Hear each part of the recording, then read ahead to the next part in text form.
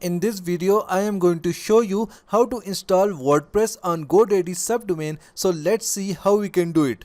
So to install WordPress on our Godaddy Subdomain, at first we need to log into our Godaddy account dashboard, and in this way we will be redirected to My Products section.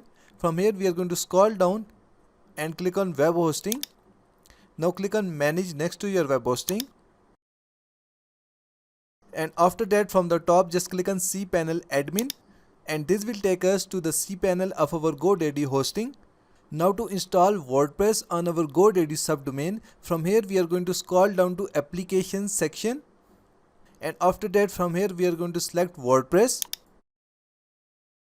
Now to install WordPress on our subdomain, we are going to select Install this application. So at first we are going to select our subdomain. Now if you want to install WordPress in the custom directory, then you can put it here.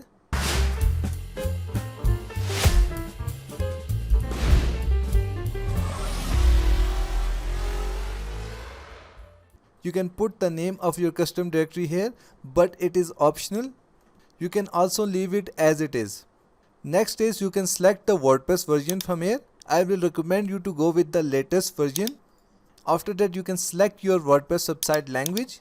Then you can do settings for the automatic updates on your WordPress website.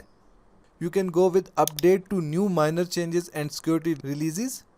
And after that we will scroll down to settings section. So here it is. And now at first we are going to set up our admin account. So at first we are going to enter our admin username. And after that we are going to enter our admin password. Please note that this admin username and password will be used later on to access our WordPress website dashboard.